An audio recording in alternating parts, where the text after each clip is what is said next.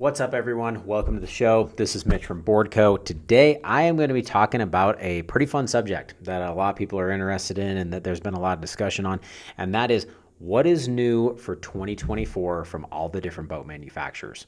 So today, I'm going to dive into what each of the different boat brands is bringing to the table, what's new for 2024, the new different features, upgrades, releases, technology, all that kind of stuff that they're doing. And then also give you my takes as far as what I think is cool, what I think is different and unique, what I think is not necessarily as cool in different things. So I'm just going to run down through all the different features, all the different changes that we've got for 2024 model year. And we're going to start and run it through by brand. And we're going to first start off with Mastercraft. So I'm going to first off, actually, before I jump in and dive into Mastercraft, I want to first point out that all of these things that I'm going to be saying are my personal opinion. This is not necessarily representative of BoardCo or of any other different brand or different people that I'm affiliated with or connected to. This is just straight up my opinion. Feel free to disagree with it if you want to.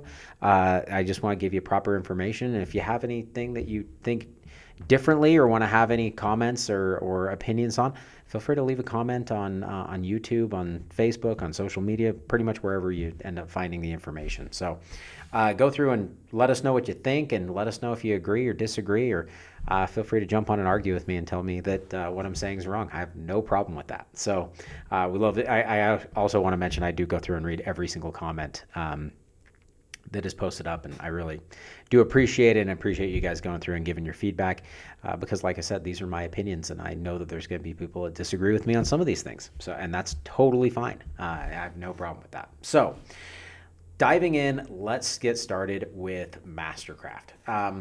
Now, in going through and talking about Mastercraft, there's a few things that they've adjusted and changed for 2025. To be honest, there's really not a lot of updates that they've done for 2024. They have a new dash in the NXT series, basically kind of just bringing it up to par with what is available in comparable boats that are in a similar price bracket from what you see with whether that be Supreme or Axis or Moomba or those different things. Really just kind of bringing it up onto par with those. Not anything that's really innovative and vastly different, just gives it to a slightly better touchscreen experience on the new 2024 NXT series boats. As far as new models, they have one new model that they came out with for 2024. That is the XT25. They just did a refresh on the model. They had the XT25 previously. It wasn't selling super well. The new XT25 should boast slightly better surf performance. That is something that the old one really was lacking a lot. It needed a lot of additional weight in order to produce a respectable surf wave.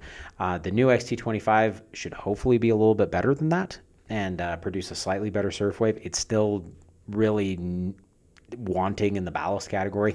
It really is going to want some additional weight, or if you decide you want to buy one of those, you're going to probably want to run another 1,000 to 1,500 pounds of steel weight in order to get a really effective surf wave, unless you're going to be packing 16 people in the boat, which if you're getting a 25-footer, maybe that is your goal, and you could probably get a decent surf wave if you've got 12 plus people in the boat. But that is going to be something that they've done as a refresh. Really, aside from that, no major updates, changes, no major giant new unveilings, no new flagship boat models, no new majorly innovative stuff coming out of Mastercraft. The one thing that they did have, there's two other things I will mention. One is that they came out with a new innovation that goes into the category for me of completely unnecessary fluff. And I apologize if this makes anybody offended. It shouldn't. But I'm talking about the powered clamping board racks that they have. So first off, I will be straightforward. I don't really know how these function. I could see them definitely damaging or causing problems with surfboards, but maybe they have some sort of a technology piece in there that prevents that. But for me, this one fits right into the category of something that they're adding a technological upgrade component to things that doesn't really add actually any benefit, and if anything just creates additional liability. Like, this is literally in the category of something else to go wrong and break on your boat. Board racks, I know clamping racks, they tend to have some issues in the first place with reliability. And if you have a electric motor component that goes into it, that just to me seems completely unnecessary and overly taxing on the electrical system and just doesn't actually provide any benefit. That is just my opinion. Now, with that being said, these new powered clamping racks are going to a hook style system like what you see on Centurions and Nautiques, which are really, really nice. I've mentioned this before and talked about this in previous podcasts. A hook style rack is far superior to a clamping rack in my opinion. They're just way more functional. They hold your boards better. Your boards don't come out. They don't damage the boards. They're just better in every way. So if you've got a Mastercraft, I might even opt for this option just so that I could get a hook style rack, but there's multiple ways of doing this that doesn't require a powered actuator. So, but that is something that they come out with that is totally new. I think it's completely unnecessary once again, but it's something, and I'm sure that they'll probably sell some to people that just need to have options that make no sense. So, the last thing that that they came out with, and this is something that I'm going to hit on in a few areas, is they had some cosmetic options that they made available. Things such as the Ashley Kidd Edition boat. Ashley Kidd previously was a Centurion rider, switched over to Mastercraft for actually reasons that had nothing to do with the boat. It's always really funny to me when I see people talking about pro riders and guys that are sponsored and paid, that they change sponsorship affiliations, that it's somehow like they're picking it based on the quality of the boat. To be totally straightforward, most of the riders just pick whoever's going to give them the biggest paycheck. There are certain categories of riders where that is not the case. This would be like the B tier professional riders, guys that aren't necessarily paid sponsorship dollars, but they're just given things like discounts on boats or other different promotional incentives. Those guys really are picking the boat based on what they like the best because they're not actually being paid. For those riders like Ashley Kidd, who are professional riders that literally they make their money off of sponsorships and off of wake surfing exclusively, those ones are I would put far less confidence in their sponsorship decisions. It's primarily based around business decisions of who's going to provide them the most incentives. So that's totally aside, has nothing to do with 2024, but that is something that is important to keep in mind and to point out. But Mastercraft has the Ashley Kidd Edition boat. They also have their NXT Icon package is what they call it. But these are just different cosmetic updates. I'm not going to be covering those with all of the different boat brands because virtually every single one of them has a new like cosmetic package. And unless there's something that's really unique, which quite frankly, none of them are, they're just things like, oh, you now have black Chromex badging, which as an example for other boat brands has been something that's been available for a long time. So you can pick between black or chrome or white or something like that. And it's just really funny to me when like Mastercraft comes out with a special Ashley Kidd Edition boat that has black sea deck flooring, which is something that you've been able to get in a Supra or a Moomba or a Centurion or a Taiga or something like that for years. Like this is not new, innovative stuff. It's basically them saying, hey, we'll give you the same options that's available on every other boat brand, but we're going to make it a special edition package and probably charge extra for it, which is silly to me. So I'm gonna leave all those different things like the new different gel coat colors or Chromex colors or something like that off of virtually all of these because those things are endless. Everyone updates and adds colors every year. It's because it's a really easy thing to add on. So that goes through and covers it with Mastercraft and a few other different caveats of some things that are preface for what's going on across the board. So next one I want to talk about is Malibu and Axis. New for 2024, Malibu and Axis have got this unique thing going where they like to revamp every single boat model about every 3 years or so. They've got a lot of boat models, which means that they'll typically come out with 2 or 3 or 4 new models every single year. In this case, they have the new 23 LSV, the new 23 MXZ, and a new Axis A245 that replaces the A24. The 23 LSV and 23 MXZ are the same model as they just refreshed it. And then from what I understand, they may be coming out with a new M series, like a replacement for the M240. If you're watching this and this has come out or not come out, don't get mad at me. This is just what I've heard. But we went through and decided to make this without seeing that model because I don't know if it's coming or when it's coming or anything of that nature. So in going through and talking about this, Malibu's gone through and refreshed a lot of different things, but their version of a refresh is a little bit different than what is available on other boats. And this actually is similar to what I mentioned with the Mastercraft XT25. They didn't really come out with any new groundbreaking features or developments or things like that on the boat. It's basically just updating the look and the styling of it to be a newer, fresher boat. And Malibu has actually publicly gone out and stated that part of the reason why they're doing this is kind of like the whole come out with a new iPhone because people will buy new boats without necessarily needing to update or make any groundbreaking revolutionary changes. So they really haven't changed much of anything on 2024s. I mean, they've got a new flip-up seat in the bow that I actually think is really cool. That part's really neat. There's a number of other manufacturers that are doing that. So it's not groundbreaking, revolutionary. Super's been doing it for a bit, as well as I think there's a couple other guys that have too. Taiga's doing it for 2024 as well. But that part's really cool. It's new in the 23 MXZ and the 23 LSV. Aside from that, there's really not much of anything that is new and innovative. They've got a new bench seat, which I will say I personally like Malibu's bench seat better than any of the others in the industry. It's between that and honestly Centurions, but they're totally different as far as how they're designed and how they function. But if for a single static piece seat, I think Malibu's is the best for sure. The only advantage that Centurions has is that you can step through the middle. I would personally opt for that one, but I know that most people would probably prefer Malibu's. It's a really well done design. I believe that they added some new functionality to that for 2024, but they really haven't updated much of anything else. There's no major features or innovations or anything like that. And this is kind of par for the course for the last number of years. Them and Mastercraft both simultaneously really have not gone through much as far as innovation in the last number of years. In fact, it's probably been 4 or 5 years now since they came out with something that was really, really unique and different, and that had not been seen before in the wakeboat industry, where there's other manufacturers that are on this list that are quite frankly coming out with really new, cool, innovative stuff across the board. Whether you like it or not, it's different. So that goes through Malibu and Axis. There is one other item to mention. Malibu has their new G10 Plus tower. This one I'm kind of interested by. I'm not really quite sure why they went this direction.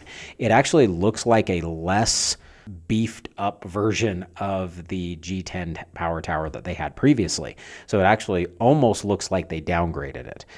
You might really like the styling and the design of it. If so, that's totally fine. No issues at all.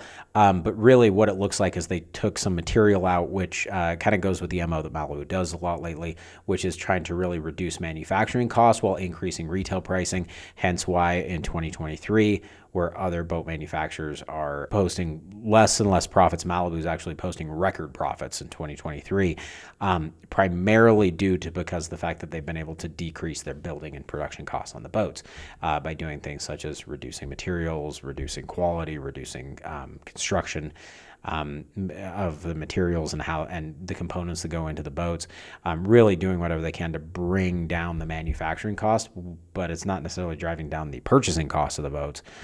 It's just building in higher margin that ends up coming in for the manufacturing process. So if there is, I would love to know if you know of any particular reason why they updated and changed the power tower outside of trying to reduce costs for manufacturing. I would love to hear about it because from my perspective, it just looks like a downgraded option versus what they had previously, and with really no new functionality and very slightly different styling. So, and then the same thing coming through with the Axis A245, basically the same thing as the previous Axis A24. They just updated it and gave it some new monikers and some new body lines is effectively what it is.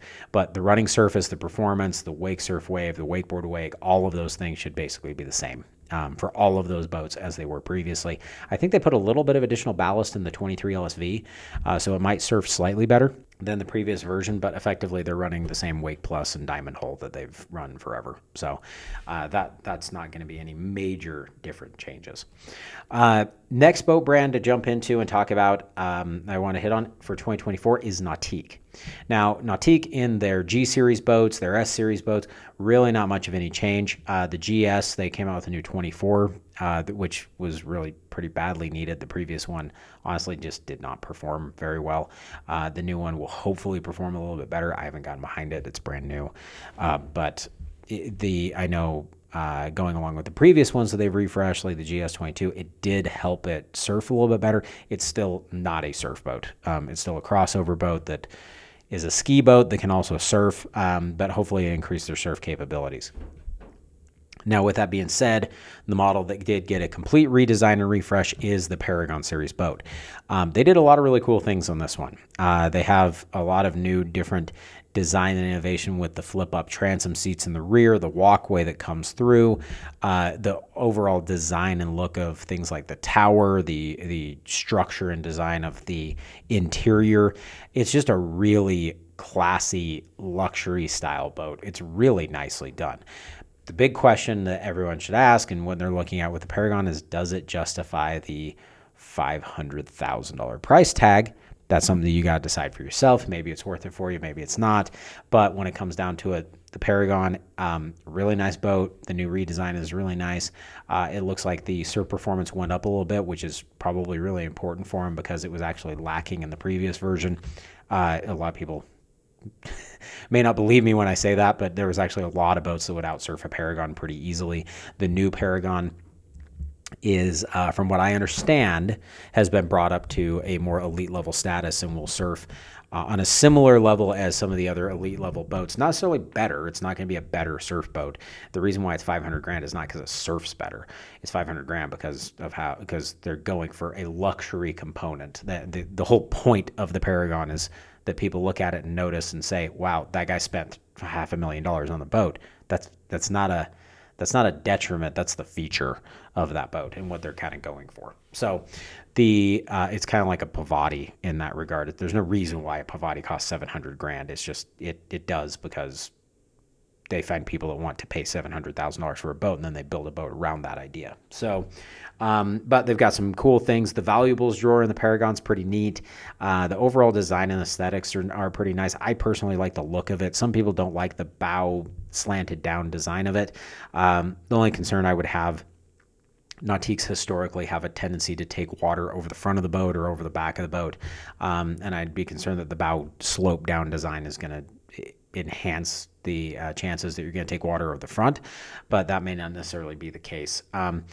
They also have new throw pillows, so they're probably $500 pillows, but you can get throw pillows that are kind of fun, that are kind of unique and different. Pavati was doing those same type of things, so they probably took some inspiration from that. So that's going to be what's new on the Paragon for 2024. It's a pretty cool boat and pretty cool design. They're not shy about the price tag, but it is nice. They also do have a new engine that is available in Nautiques. In fact, they kind of split. They previously had a ZZ8. They now have a ZZ8S and a ZZ8R. The S is just a slightly more powerful version. The R is a little bit less powerful version. I'm assuming that most people are going to opt for the S if they're going to be going to the ZZ8, but I do not know what the price delta is between those two motors that Nautique is charging. So that is something that comes in. The ZZ8, for those of you who don't know, what it is it is a 6.2 liter direct injection motor that is then supercharged. It's the same as Malibu's LT4 engine. It's also the same as Mastercraft's LT4 engine that Ilmor does. But it is definitely different than the supercharged Roush motors that are available in Inmar engines, which you find in like Taiga and MB and Supra. So those ones, the 550s, are not the same motor. The ZZ8S, I think, is roughly about 620 horsepower. It's a lot more power than the 550 or the 575 Inmar engine that is a Ford power plant, where this one's a GM one. So that ZZ8, it's loads of power, I do not know to that point if the transmission system has been upgraded and updated with the Nautique boats for 2024. I'm guessing it has because it is a PCM platform, but I also don't know if that has also been upgraded for Malibu. So for those of you who aren't aware, they had significant issues, particularly with transmission systems with V-drives breaking under the force of what that motor generates, and they have gone through and PCM has gone through and redesigned and put in a beefed up drive system, but I do not know if that is necessarily available from all manufacturers. I'll get to that in just a minute. So that will hopefully be some helpful pieces, and that is what is effectively new on Nautique. So new motor, new Paragon.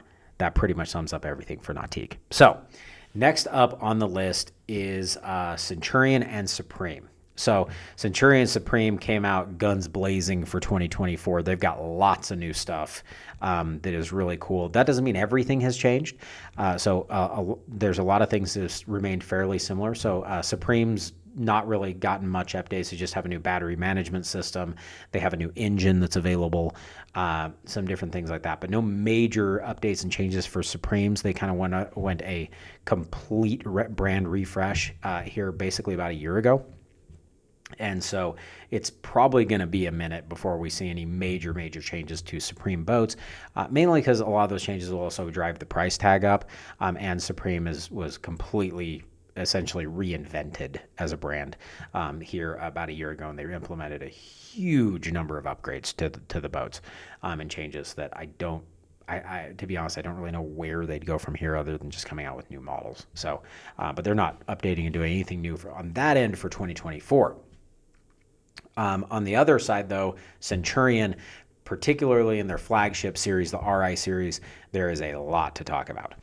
So the first and foremost thing, and the most notable one, is the new Predator Power Tower. So we've done a lot of videos and breakdowns on this previously, but it's a totally new tower design. It's kind of inspired from the function of the Nautique Paragon Tower. The main thing that you end up having is operating on a scissor hinge system that allows the tower to fold down while the speaker system, the board racks, and the bimini top effectively remain static, meaning that it will lower and raise, and it's not going to have to fold or collapse or change, meaning that you can do it while you're out on the lake while people are in it. I had an opportunity to drive a boat with a Predator Tower pretty extensively in a hailstorm of all things, and it was actually really cool to drop the tower down, and it sat about 12 inches, the bimini sat about 12 inches above my head while I'm in the driver's seat. And it kept us completely protected, even though it was hailing and windy and all kinds of stuff. It was really cool. In fact, it was a bit of a unique, surprising thing because everyone that went out and tested it, and we're talking about end consumers, not dealers, went through and were pretty blown away, and we're like, man, I have to have that tower on my next boat. So it's a really cool setup, a bunch of new stereo options that are available with that tower. They've got a Wet Sounds Rev 12 system that is fully upgraded and available in that tower. And it's just got some really great features. Bombshell 2.0 board racks that are going to be that hook style rack, like I mentioned when we were talking about Mastercrafts earlier. And then a static bimini top that's also got a convertible system, so you can peel it back and get some sun rays that come through. But you've got a bimini you never have to worry about folding open or closing back up before you cover the boat up and drive down the road. So the Predator Tower is really cool. One really unique thing about that tower, other than just the aesthetics and the function of going up and down, is it is the only tower on the market that you can stop at any point in time and then tow from that position. So you can have it go really, really high. In fact, it's probably the tallest tower I've ever seen. So if you need a lot of headroom or something like that, it's got a ton of headroom. That being said, if you want to drop it down a little bit lower, even just things like make it easier to put the rope onto the tow point, you can drop it down a little bit lower and tow from that position. You don't have to then telescope it all the way up. You can set it to whatever level you think looks the nicest, whatever's the most functional, whatever you need for headroom space, or you can drop it way down and just bring the shade down lower for people in the boat, but you can still tow riders, whether that's be wakeboarders or foiling or wake surfing or whatever it is. You can do that in with the boat with the tower folded partially down, which is unique. Some people think that you can do that with a telescoping tower like what's available on Nautique, but officially you are not supposed to, and they've been breaking towers because the way that system works is it's a telescope that slides outwards and actually locks into place. It goes up and then shifts over slightly and hits against a locking mechanism, and that will provide some bracing for it when you're going to be towing. Where the Predator tower from Centurion, it's just actuators that fold up and down, but there's no sliding mechanisms. There's no parts that can be damaged if you tow with it from a lower position. So that's something to keep in mind when you're looking at that tower. So that's number one.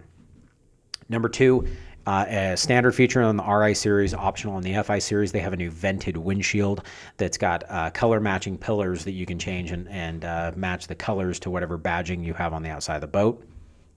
It also will match the vent colors, so that's one other new option for 2024 is you can color match all of your vents for your ram fill ballast system, your air vents, all those different things. If you want to add some really cool custom coloring, things like making it so that it's spearmint or electric blue or something like that, with the vents to kind of color match with the boat, you can do that as an option, and you can match the windshield when you do that same thing.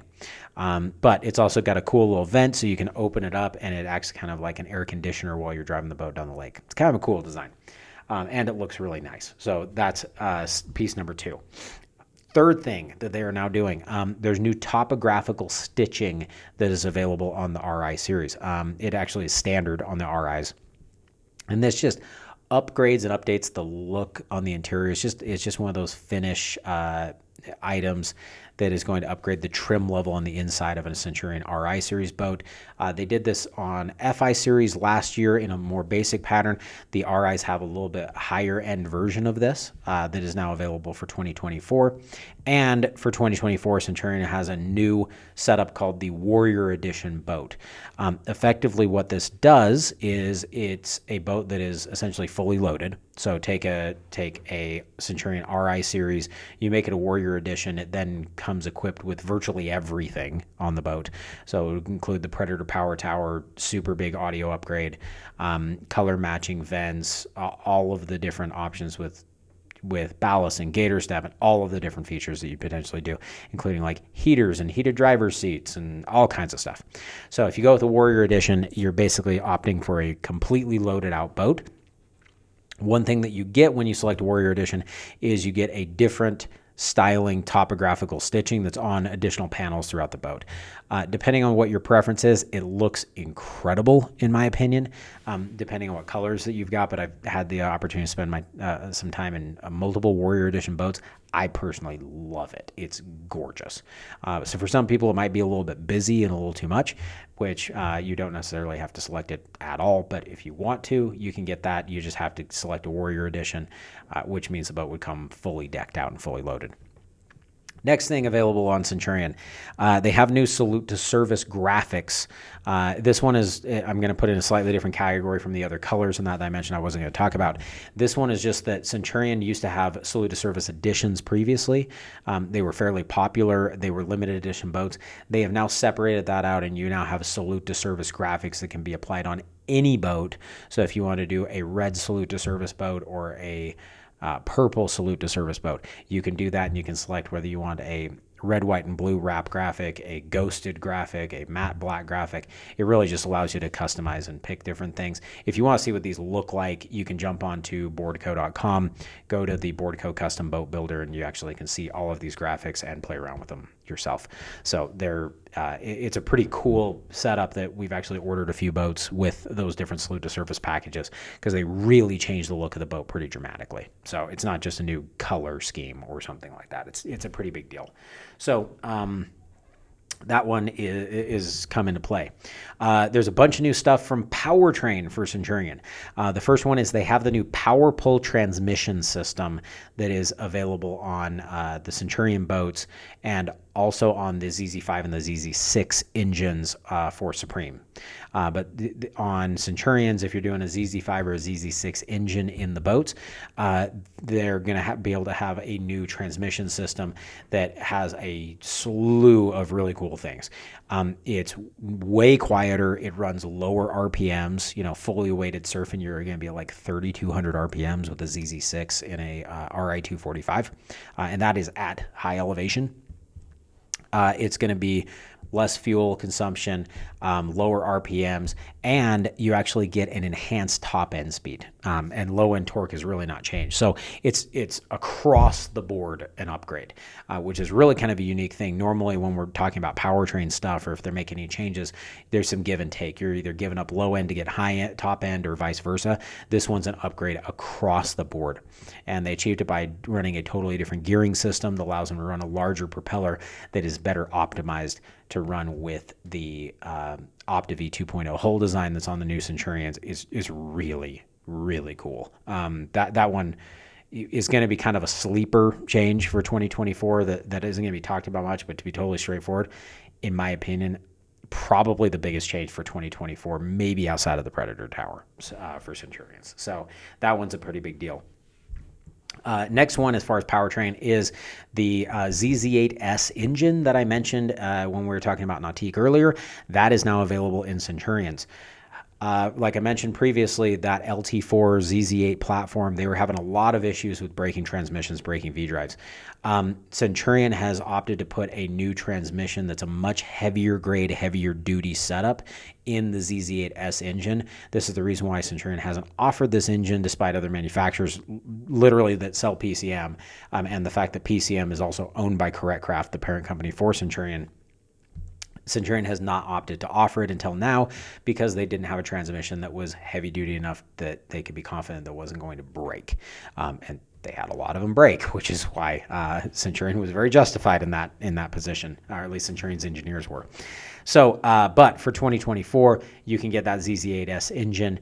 It is a beast. I have had the opportunity to drive it. It has got a ton of power, but it should be much more reliable than the previous editions that were available from other manufacturers, and you're not going to have to deal with that being a problem for you. So that one is a new upgrade and feature. It's a pricey engine upgrade. It's not necessarily required even in the bigger boats for Centurion with how effective and how optimized they are as far as handling power and transferring that when you're surfing.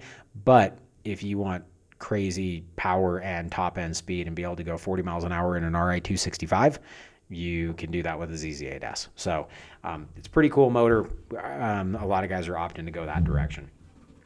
Next one, to tie into what I talked about previously, a lot of new stereo options for Centurion. They've upgraded and changed the wet sound system. They have separated out the major head unit from the main stereo dash screen. This is something a lot of people aren't necessarily aware of, but when you run through a screen interface, you actually downgrade the quality of the stereo. So what they've done is they've actually made it so that the dash screen operates kind of like a remote system. So you still have controls from your dash, but the main head unit that delivers and drives power to the amplifiers and to things of that nature is not the actual dash unit itself. So by separating it out, it does two things. First off, it gives you an additional controller over for the passengers. There's a controller that sits right within the glove box. There's also another controller that is a quick control for the driver over on the right side that's got a quick volume knob that's really nice. And then you also have additional stereo zoning controls that are sitting within the dash screen itself where you can run equalization and things of that nature that are really nice. That one really just upgrades the overall performance of all the stereos. They sound way better than previous versions, just because they're driving and delivering way more power to the end speakers. There's also a bunch of new stereo upgrades that I mentioned, running Wet Sound Rev 12 systems that are available in the Predator Tower. So they sound fantastic. So that one is that for stereos. Next one, they've got a new trash can system that's got a quick receptacle that sits in the walkway going up to the bow. One particularly cool thing about this, great location for a trash can in the FIs. In the RIs, it's actually a second trash can. If you're a guy like me, I personally could not care less about having a second trash can. It's kind of a silly option to me, but I have had people freak out over this one and absolutely love it. Which, if you've got an RI-265 and you're packing 18 people, maybe you want a second trash can. So, if you don't want it, you actually can remove the second one and take it out and have additional storage space. But if you want to have a second one, it's there, and it's got a great easy access trash can management that is easy to put trash into the trash can. It's also really easy to pull the trash can out, which is a big problem in a lot of boats. You have to essentially rearrange all the stuff in the boat in order to be able to access the trash can to pull it out. So that part is there. Next piece, this one's a little bit more minor, but there's a new battery management system that Centurion's putting out that's pretty neat, and should keep your batteries better isolated so they're not going to go dead on you. That part is really nice. In addition, there is new RGB lighting that is available in Centurion. So they run a lot of interior lighting on the boats. Speaker lights are now standard on 2024s. And then they have like limo track lighting that Centurion does that's really cool and really nice. It makes it so that you can now put in from the factory an RGB controller, so you can control all those things straight from the factory. That has been only an aftermarket option previously, which by integrating as a factory option is nice. Just anytime you can have a factory option, it is nice because it's covered under warranty and it's part of the original boat lighting harness, which means chances are you're going to have less issues with it. So that is one really nice thing that can go along. So that pretty much sums it up when we're talking about Centurion and Supreme. Like I said, there's a lot to talk about there.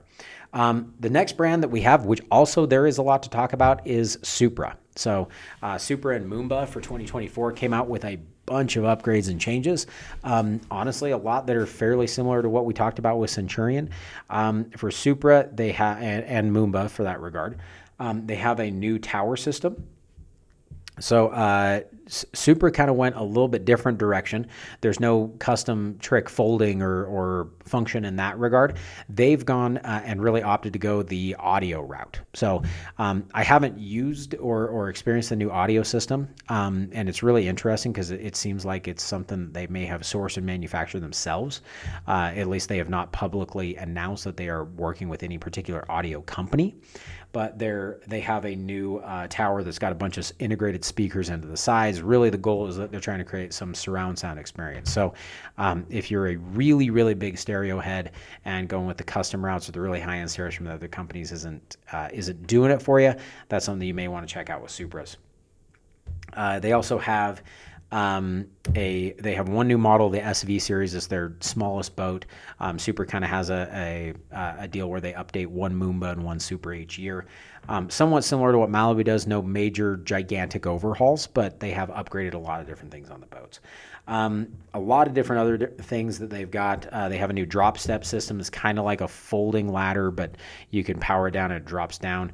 The only concern I've ever had with things like that is what happens if it gets stuck in the down position. It would make it so you can't surf or can't function. It might even cause damage or something. But it's a nice design, and I actually like it better than the flip down fold steps that you end up seeing from like Malibu and Mastercraft.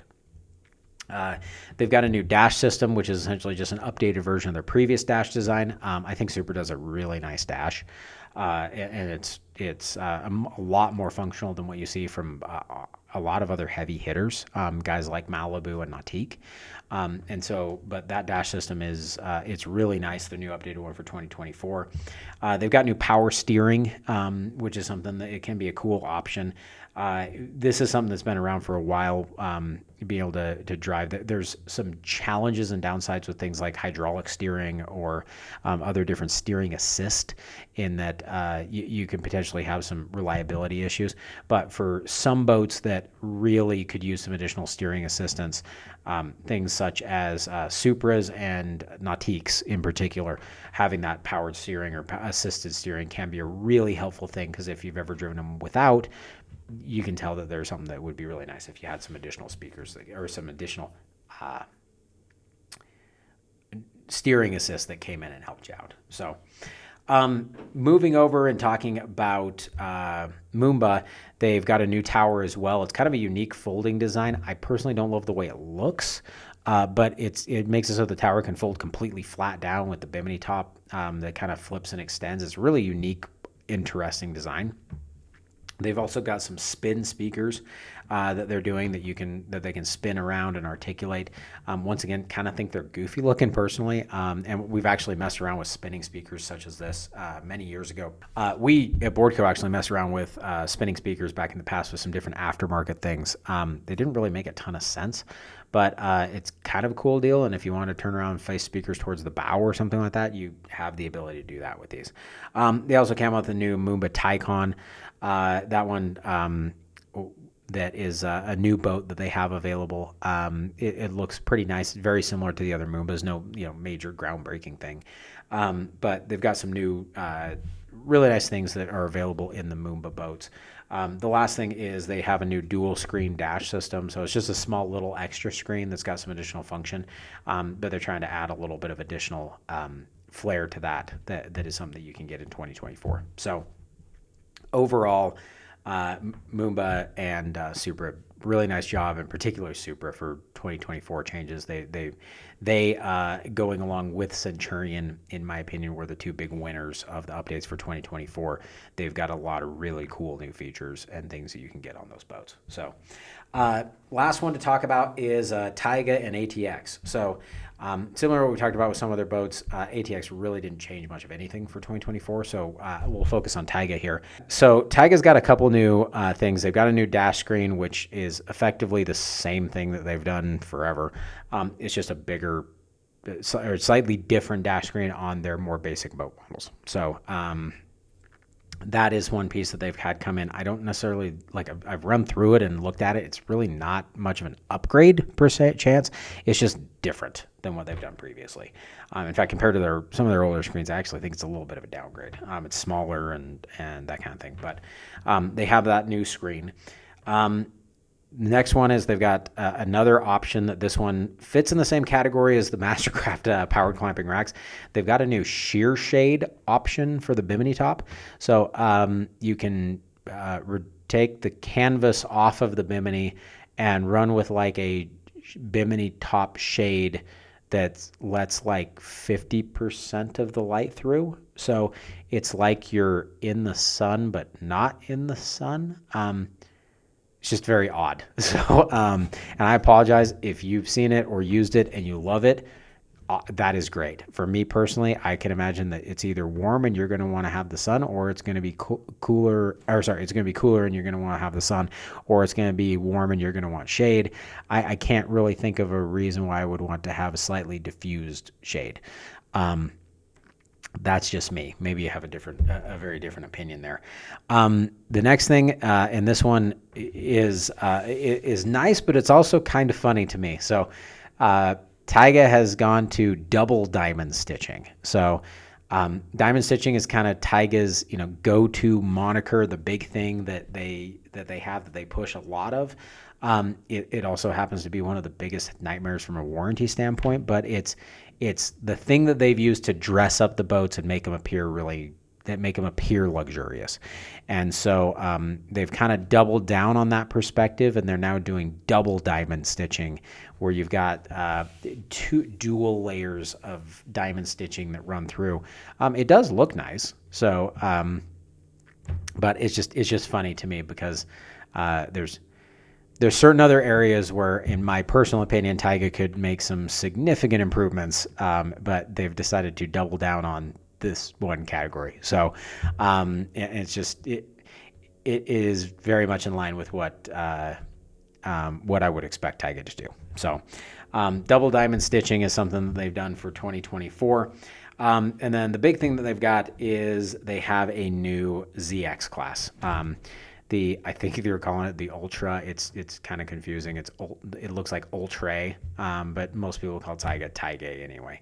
So with that, they've got a lot of new different things. It's a complete redesign of the boat. Very different to like Mastercraft and Malibu. This one, they actually did redesign the boat, and they have a bunch of new things, some of which you may really like or not like. Going with the theme of the flip-up seating at the transom of the boat, they now have a dual flip-up seating, so it can flip up and face forward or flip up and face back. Unfortunately, since you can't ride back there while anybody's surfing or while the boat's in operation, if you're sitting up there and facing forward, it'd be considered sitting on the gunnel. I'm not really quite sure what the objective is there, but you do have that seat. You also have got a really unique design where they have a flip around observer seat. It's really similar to what like Mastercraft has done in their X26 model or previous edition X55s, but it's something that Mastercraft did with their bigger boats in the past. So it's not something that's really unique and new and different. It is very interesting that they decided to put it on a 25 and a 23 foot boat, particularly the 23 footer. It really reduces the amount of room and space that you have. But if you want to flip around and face forward, it's kind of a unique design there that some people may like. It's really similar to like a stern drive, like a Cobalt. So that one is a design element that is that you may think is really cool or may not. You may think it's silly or may not. The other thing that's very, very interesting is going along with that flip around observer seat is they have now accompanied it with a cooler, but it's essentially a refrigerated system. So rather than having a cooler, they essentially have like a built-in mini fridge that sits up in the OB locker space. And so from everything I can tell, it looks like they effectively removed the storage locker from under the observer seat entirely. So there's no observer storage at all in the ZX class boats. That's an interesting design choice. The observer locker is used a very large amount by a lot of people in a lot of situations, and it's a really effective place for storing larger items such as tubes, boards, skis, all kinds of stuff. Now, you've got some good storage underneath the side seats in that ZX boat. I haven't seen anything, because it's a relatively new release, I haven't seen anything that shows the size of the rear storage lockers, but it's just a very interesting design to remove that OB locker storage entirely. So if you have a boat that's the size of something like a Mastercraft X26, I kind of get it with that design, but to do it in like a 23 foot boat like a Taiga ZX 23ZX, pause. But to do it in something like a 23ZX, I find that to be a little bit interesting. Probably not the design choice I would personally go with. I'd need to go climb through the boat and see it myself. There is some, they did do a really nice job at some of the trim discussion about this. We've done another video on fit and finish and talking about trim level, where I mentioned Taiga it did really good in some areas and not so good in others. The area that they did really good at is their overall look of the trim and feel of the boat. It looks nice. And they kind of did that once again with a lot of different accent pieces and Chromex pieces and gator step that they put throughout a lot of different areas in the boat. So that part from a dressing it up and looking nice, once again, that's kind of Taiga's MO. They're doubling down on that regard. But the ZX class, back to once again, one of the challenges that it's got, they've dressed it up really nice. Performance is going to be okay. So it's only running about 4,000 pounds of ballast. They're not running anything really unique and different from a running surface design on that boat. It looks like kind of the objective was that they wanted to go after a like Nautique Paragon style performance, and the overall quality is not going to be up to par with what Nautique is doing with the G series, let alone the Paragon.